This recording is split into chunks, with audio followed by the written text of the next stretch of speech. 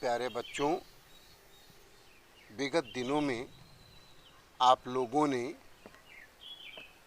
श्रद्धा के रूप लावण्य का एक बड़ा मनोहारी चित्रण प्रसाद जी के द्वारा किया गया, उसके संदर्भ में व्याख्यान सुन पा रहे थे। आज श्रद्धा मन से अपनी बात रख रही है। दोनों अभी अपरिचित हैं, एक दूसरे को कोई जानता नहीं है, कोई परिचय नहीं है, और उस बीच में कह रही हैं। प्रसाद जी की कलम चली और लिखा उन्होंने, लगा कहने आगंतुक व्यक्ति मिटाता उत्कंठा सविशेष। आने वाला व्यक्ति, यहाँ पर लिंग भान नहीं होता है। आने वाला व्यक्ति हमारे आपकी समझ में है श्रद्धा, किंतु वहाँ पर मनु ना तो श्रद्धा को जानते थे, ना श्रद्धा मन को जानती थी। मिटाता उत्कंठा सविशेष, संपूर्ण विशिष्ट उत्कंठाओं को मिटाते हुए आने वाले व्यक्ति कौन है? वहाँ पर श्रद्धा है। दे रहा हो कोकिल सानंद सुमन को जो मधुमय संदेश, जैसे कोई कोयल आनंदित होकर पुष्पों को नीरसता से दूर रहने के लिए संदेश प्रवाहित करती है कि अब मधुमास आने वाला है तुम्हारे जीवन में, तुम्हें निराश नहीं होना चाहिए, तुम्हें हताश नहीं होना चाहिए। यानी जीवन में नव संचेतना का संचार करते हुए सुंदर संदेश दे रही है। कौन? श्रद्धा।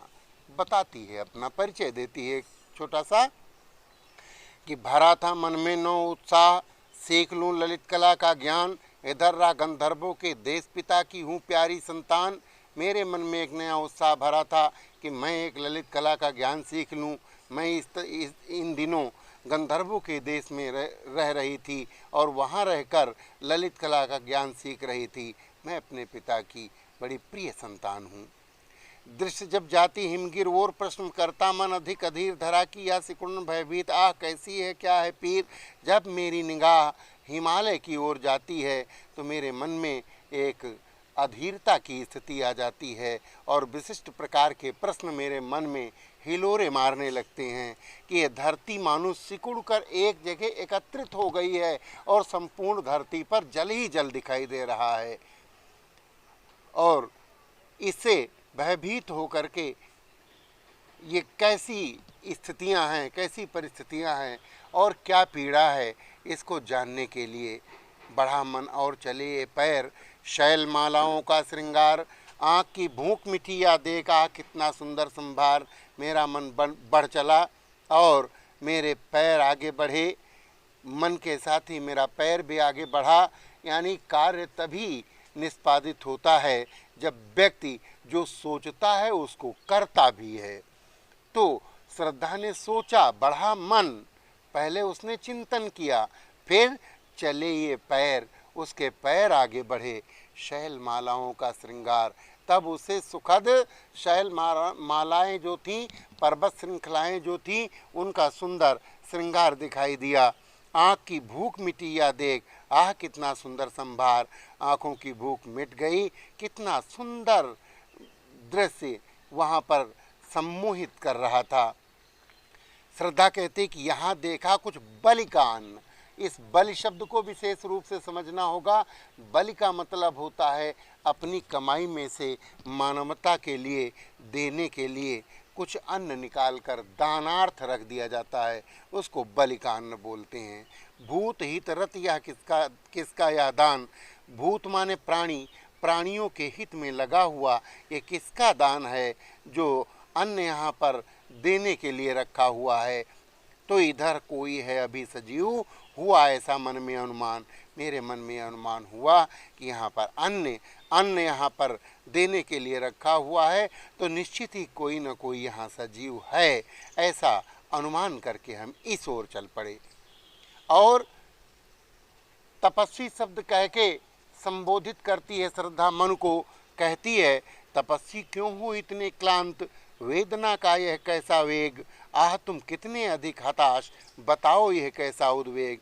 हे तपस्वी, यहाँ संबोधन किसका है? मन के लिए है।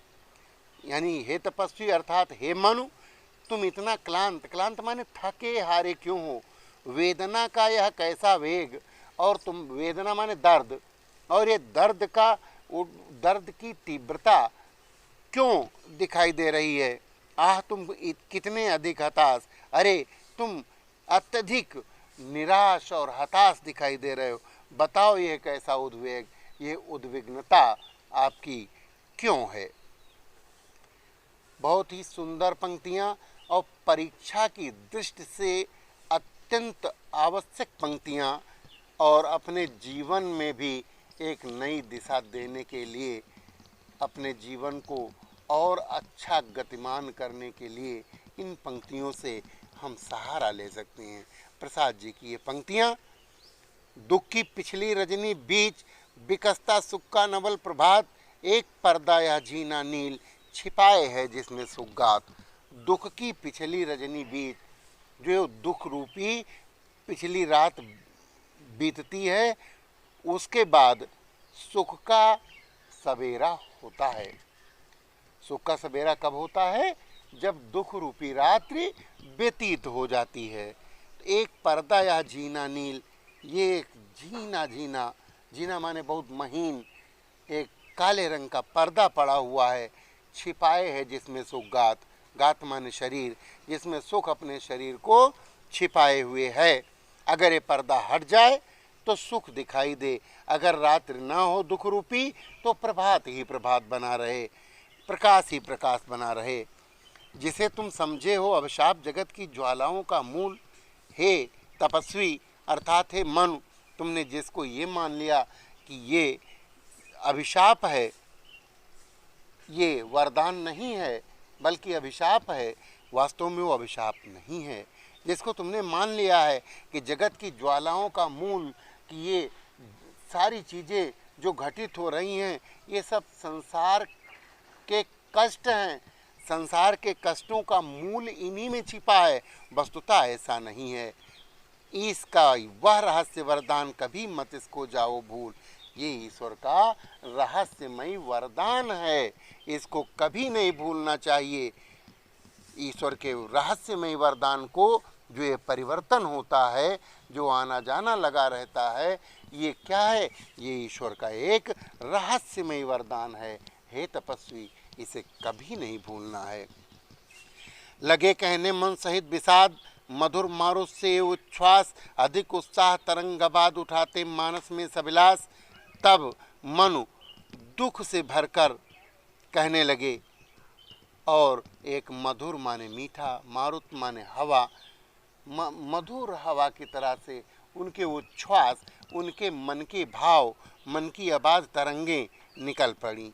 अधिक उत्साह तरंग आबाद, अत्यधिक उत्साह से पूरित हो गए, और अनंत तरंगे जो बाधा रहित उनके हृदय में उठ रही थी, उनको प्रकट करने के लिए वो आगे बढ़े। किंतु जीवन कितना निरुपाय लिया है देख नहीं संदेह, लेकिन जीवन कितना उपाय विहीन है मैंने देख लिया है, कोई संदेह नहीं है इसमें। निराशा है जिसका परिणाम सफलता का वह कल्पित गे।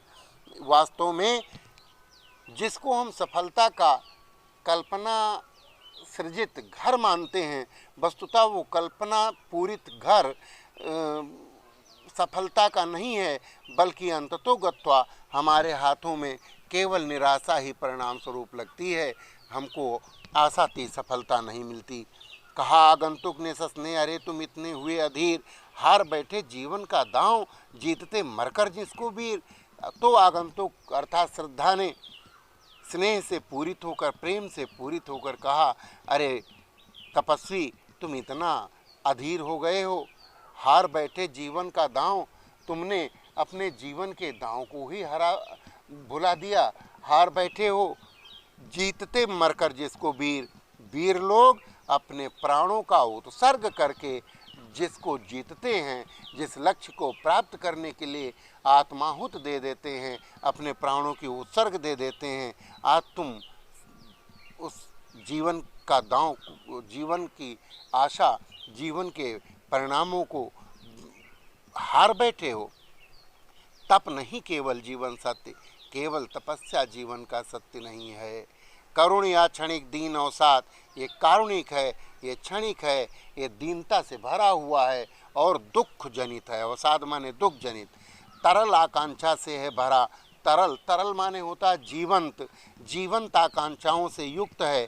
सो रहा आशा का आह्लाद, जिसमें आशा रूपी आह्लाद माने खुशी सो रही है। प्रकृति के यौवन का श्रृंगार करेंगे कभी न बासी फूल। इस प्रकृति के यौवन माने जवानी का श्रृंगार कभी बासी फूल नहीं करेंगे। बासी फूल का मतलब पुरानी परंपराएं, झूठी परंपराएं, जो परंपरा निश्रित हैं वो चीज़ें कभी भी श्रृंगार नहीं करती हैं प्रकृति का। प्रकृति का श्रृंगार कौन करता? नवीन मान्यताएं प्रकृति का श्रृंगार करते हैं।